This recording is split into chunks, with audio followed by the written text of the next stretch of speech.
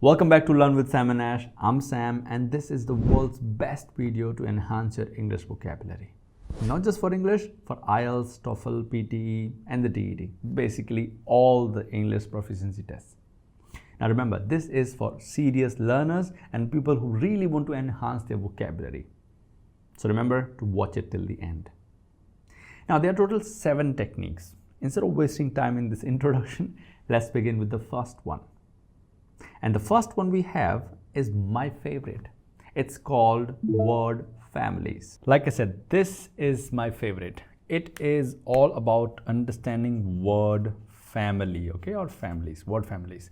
So if you think about the word act, it's just a simple word, but from that single simple word, you get action, actor, react, activate, inactive, so many words, right? They all have same root of the word act. They all have the word act somewhere in them, and they all kind of mean same but not the same. Same goes with the word beauty. It becomes beautiful, beautify, beautifully. Think of simple words such as employ. You can get employment, employee, employer, and unemployed. Well, they all are related. So from a single word, you get so many words. Isn't this amazing? That's why it is my favorite. So I have more than 30. If you want, I can upload in the description some words, and you can look from 9 words here. You get more than 40 words to learn. So like I said, this is the best. The first one, which is word family. You see that why I called it my favorite? So we can go for the second one now, which is called Flashcard Technique. Now this is an interactive one. Let's have a look. This is what we call a flashcard, where we have question or the word on the top and meaning and more on the back. We'll talk about it in a second.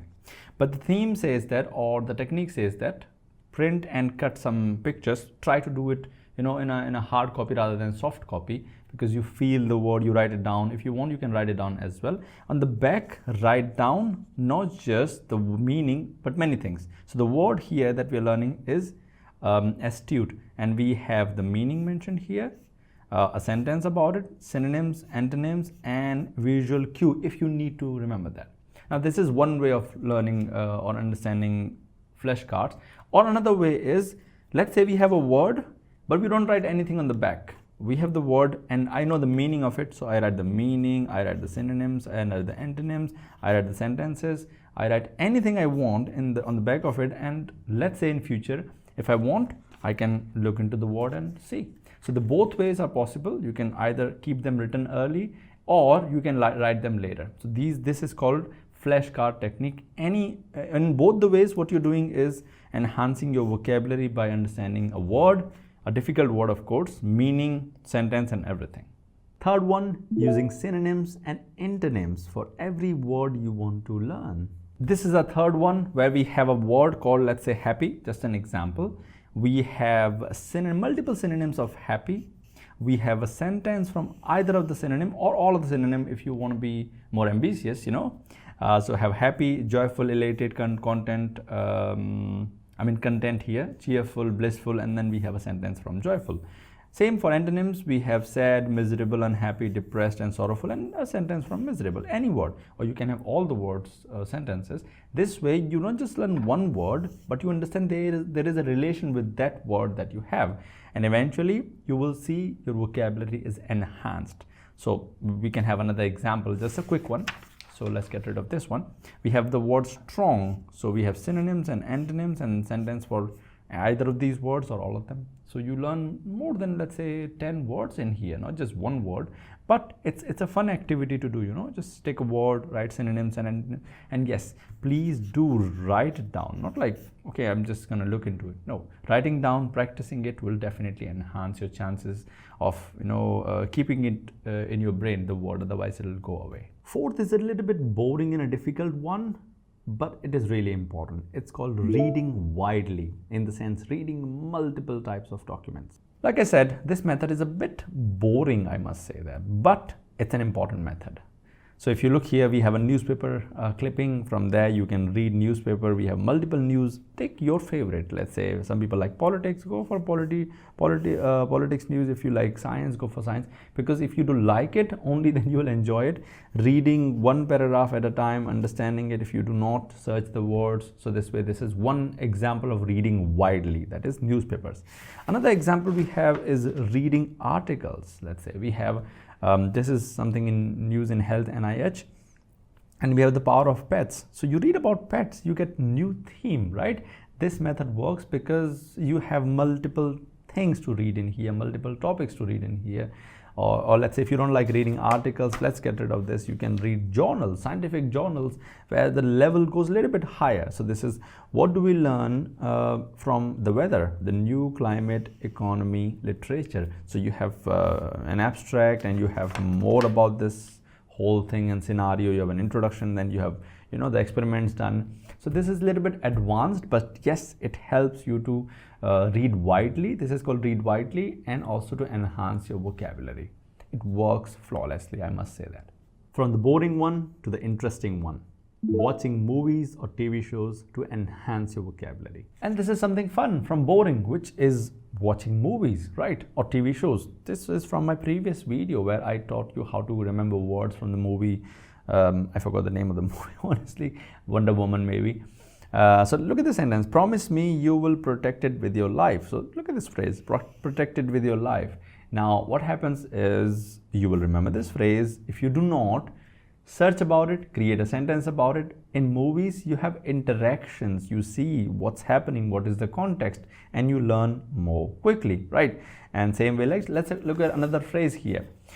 I could have saved them if it weren't for you. So you know the right usage of grammar. You have grammar as well as vocabulary. You enhance your vocabulary, right? So I would suggest you to go for movies, and they really do help because you're having fun. At the same time, you're learning a lot from them.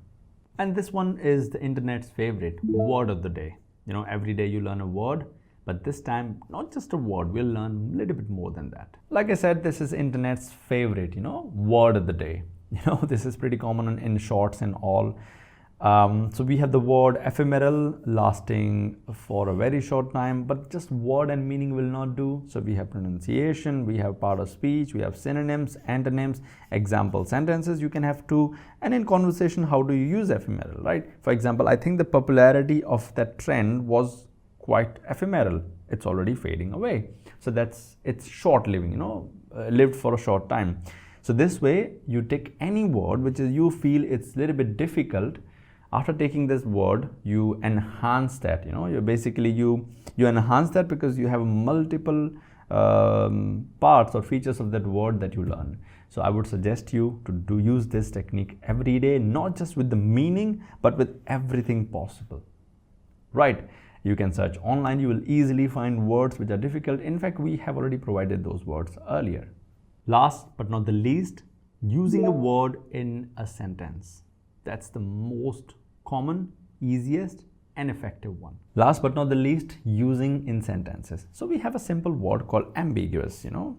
The instructions were so ambiguous that no one knew what to do next. Now I'll tell you a nice technique or a nice tip in this case.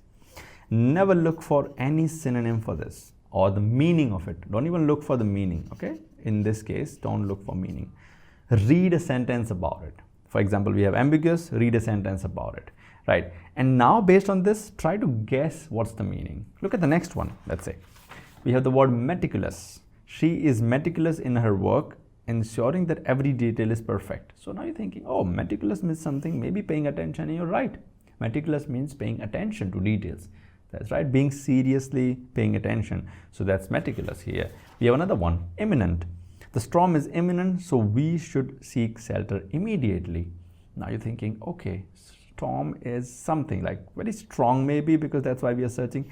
Yes, that's a meaning of imminent.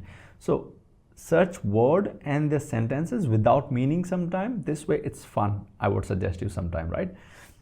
And also because you are guessing the meaning, sometime you're correct, sometime you're not. When you're correct, good. If you're not, you learn the new meaning now, right? So this is the last technique that we have, which is, you know, learning from the sentences.